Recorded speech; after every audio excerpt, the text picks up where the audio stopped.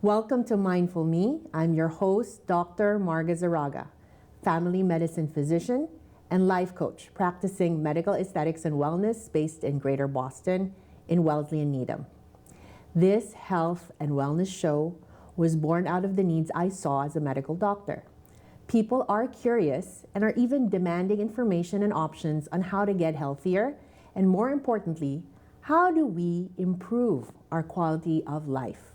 And to me, it is simply, how do I feel good from moment to moment, minute to minute, hour to hour, day to day? It is my goal to highlight to you, our viewers at home, the knowledge and experience of various experts from both mainstream and complementary disciplines to inspire action in our communities in the areas of self-care and self-development, physically, mentally, and energetically.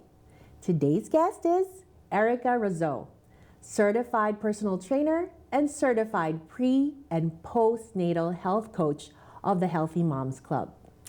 Erika has spent more than a decade making fitness come easily to moms and moms-to-be, in gyms, home, and even online. She is passionate about using fitness and nutrition to build confidence and mental clarity. When she decided to start her family, Erika got pregnant on her fourth IUI, which unfortunately ended in a miscarriage. After starting IVF, Erika got pregnant on her second transfer, and her rainbow baby was born in 2022. Welcome, Erika. Thank you. Thank you for having me. I'm sure there is a seed of how your advocacy started, and I want to hear all about it. We already gave like a sneak peek into what's inspiring and driving and motivating you to connect with women, with mothers to be. And I want to hear all about that. I'm sure it didn't start there immediately. I'm sure it was about like feeling good in your body, maybe first and foremost.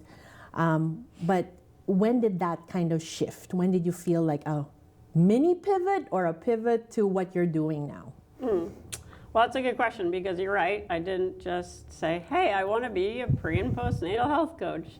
To be fully transparent, I didn't even know I wanted kids until my mid-30s, I would say. You know, when I got married and I decided to say, okay, well, I'm nearing, 40 and I really do want to have a family and now is the time. And I did want to carry, I wanted that experience. So having a female partner, I had to go through IUI first. Unfortunately, it was very devastating having a miscarriage. It's too bad, but women don't talk about it enough, I don't think. And I started to post online and started to kind of share my story because that's really how I was healing. Yes. By hearing other people say, oh, I went through that and this is what I did to help myself heal. Yes. And just having the support, And they say 1 in 4 women it happens to, but it's really 1 in 3. Oh. Yeah. What's this? I'm comfortable to tell you that I also went through a miscarriage. I'm sorry. So that's probably why we're on this on this chat right now, because somebody out there needs to hear this message that they're not alone. Right. And so are you saying that the displeasure and the pain of that experience made you rethink the direction of how you were leading your community? Yes, a bit. And it's really, I would say really when I did get pregnant after going through IVF is when I realized I started to look up, because I have been a personal trainer. I did in-home, in the gym, corporate. And I was like, wait, I don't know what exercises are okay to do when I'm pregnant. Is this going to hurt the baby? And as a pregnant mother, you're like hyper aware of everything and you're nervous, and especially if it's your first. So I just Googled it and I said, somehow, well, probably from Google, but somehow this pre and postnatal certification came up on my newsfeed one day. And I said, I need to take this, because if I don't know as a personal trainer and someone who's been in the industry, how is your average woman supposed to know what's safe to do? And when you look it up, there's either misleading information, or mainly they just say, do yoga, take a walk. But someone like me who was already into the fitness world, Yes. I didn't want to just take a walk and do yoga. I wanted to continue weightlifting and doing HIIT exercises, but I didn't know if that was safe to do. So I took the pre and postnatal certification while I was pregnant. So it was kind of neat learning, it was a busy pregnancy. Yes.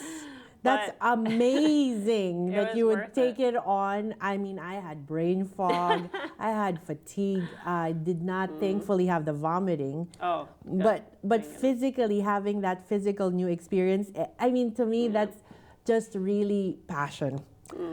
So I also want to tell you, if you're wondering what moms like me did being less knowledgeable, I didn't do anything. And guess what? That's why we have overweight and obesity prevalent in our society, is because the lack of knowledge, or basically also pregnancy sometimes can be isolating. Yes. And that's why community is key, well, in so many areas of health. Right. But, and that's what we want to promote here, connection and community. So what if you could give us like 3 areas that were surprising to you or like stood out to you as you discovered being in your pregnant body and discovering this knowledge. What stood out to you that maybe you didn't expect, or you maybe something that's so important that people out there, like 3 things that you feel like a pregnant woman out there could find useful in their journey? Well, like, I don't know if you were not feeling good, or you were just paralyzed from like lack of information. But I think the most important thing and surprising thing that I learned is it's a lot about breathing. Like, as a pelvic floor doctor, you understand that the pelvic floor it's not really, like, even as a personal trainer, they never mention the pelvic floor. It's maybe a page in the book, right? When you're training, when you're studying for the training certification. And I realized, like, you can completely heal from the inside out just by doing these 360 breathing exercises. And it really is just expanding the rib cage and bringing it back together. But I found that extremely exciting because it's something that every pregnant woman can do and postpartum woman can do. So I started with the breathing, and that was helpful. And then just looking out and really getting to know your own body. I think just listening to the cues. If something feels a little off, you stop.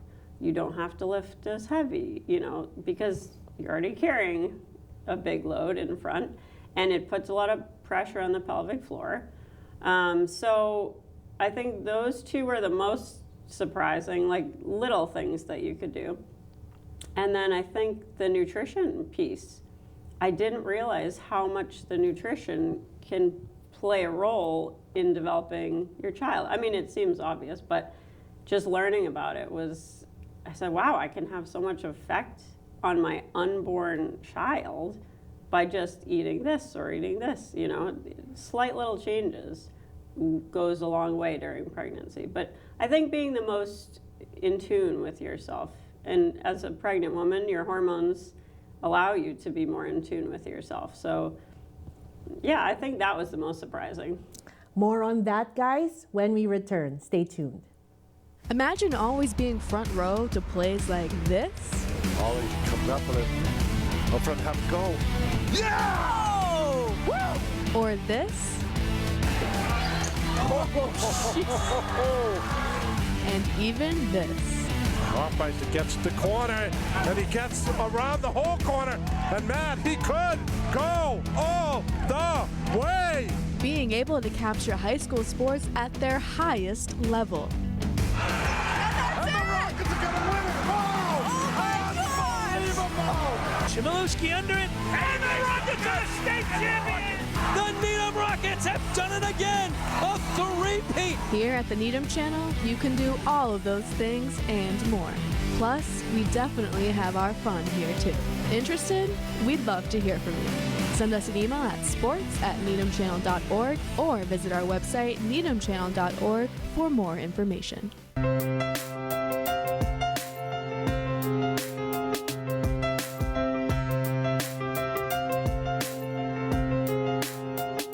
Welcome back to Mindful Me for our quote of the day.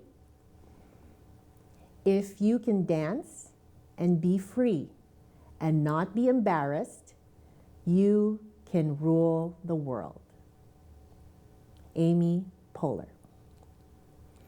So Erika, I want the audience to hear from you again, a summary of those 3 high yield points that you feel are opportunities of skills to learn during pregnancy, or maybe factoids that people don't appreciate. Go ahead, if you could summarize. Yes, well, I would say it's something that every pregnant woman can do, no matter your fitness level, where you started. You can always do these things to benefit yourself mainly and the health of your unborn child.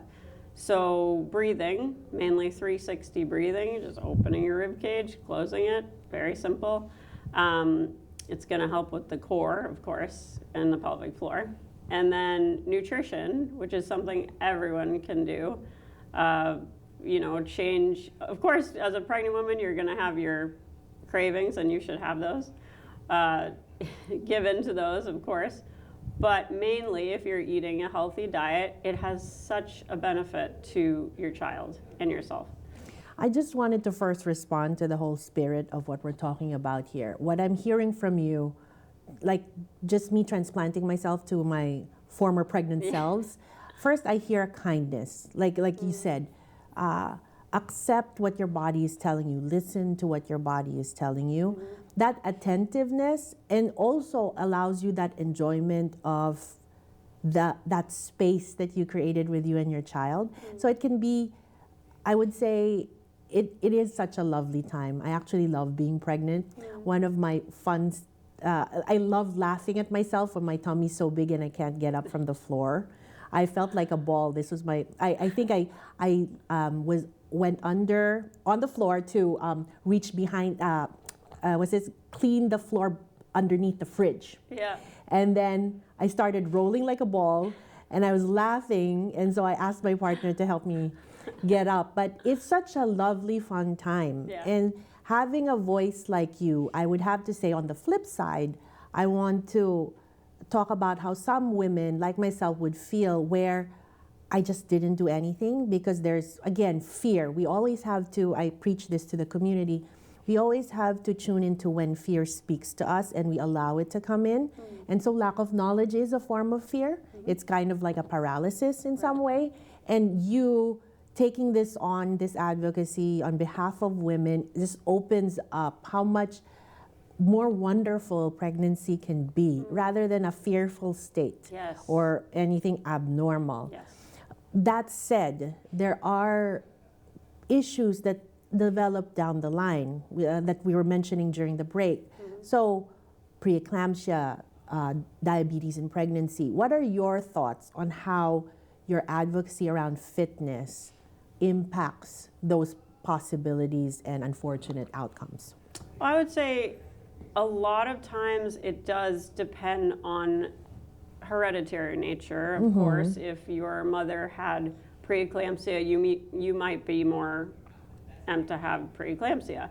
But there are so many measures like nutrition and fitness that you can do to I don't want to say prevent because that's a medical, always listen to your doctor and the advice that they give you. However, if you want to give yourself the best chances of not developing those during pregnancy and post-pregnancy, then yes, proper nutrition, good fitness that's not going to hurt the baby, 100% I recommend, because anything you can do preventative, and it's only going to help you after you give birth, which I felt like was a very tough time, because you're dealing with not only trying to keep this newborn baby alive, but also heal yourself, whether you've had a vaginal birth or a C-section. So you're really trying, and on no sleep, so you're trying to heal yourself and then take care of this child. So just focusing on that during your pregnancy, I mean, 9 months, it's a long time that you can change your habits. And then I found this a funny fact when I was studying, that the more variety you have in your diet while you're pregnant, the less picky your child will be. And we all want a less picky toddler. Oh, you know what?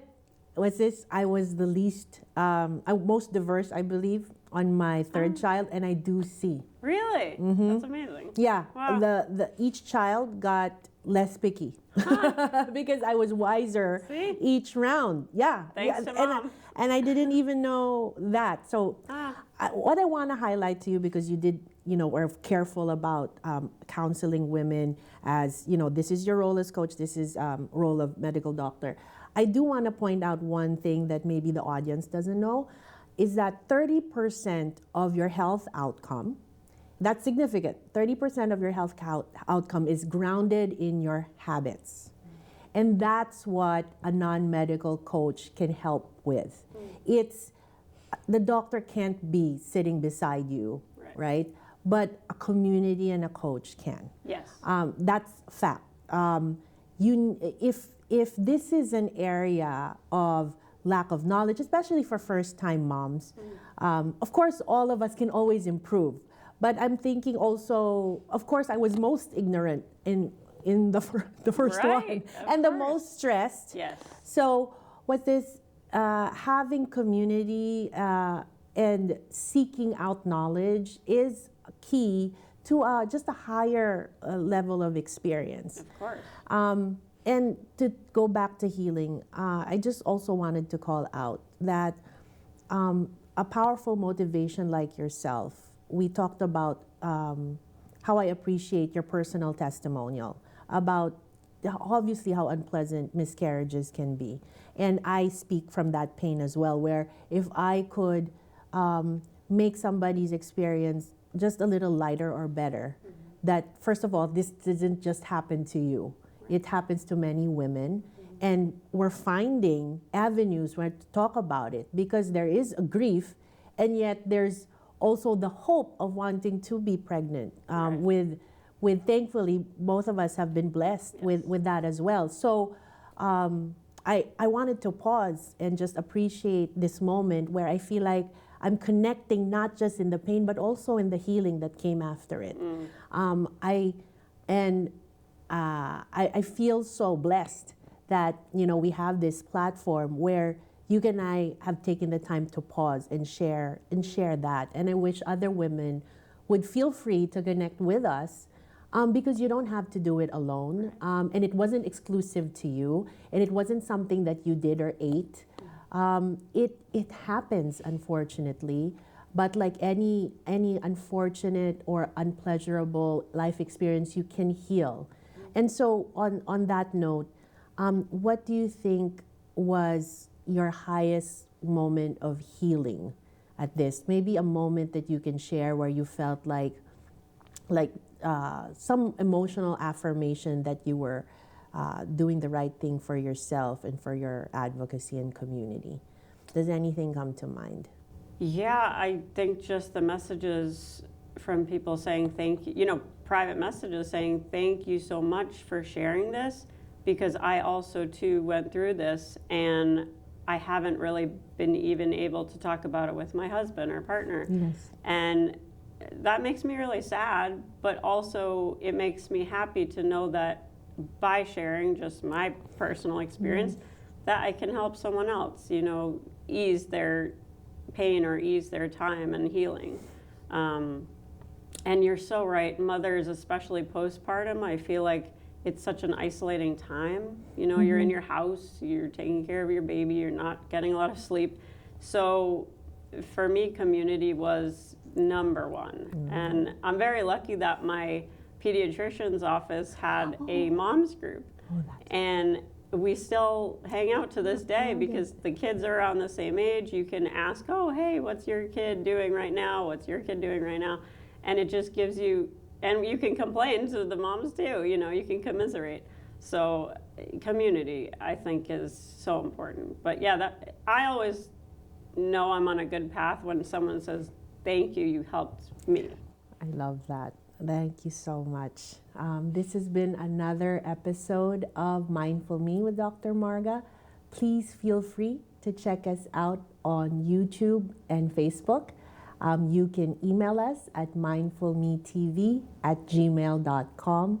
Thank you, Erika, for sharing all your wisdom and knowledge in this area. We will see you again real soon for the next episode of Mindful Me.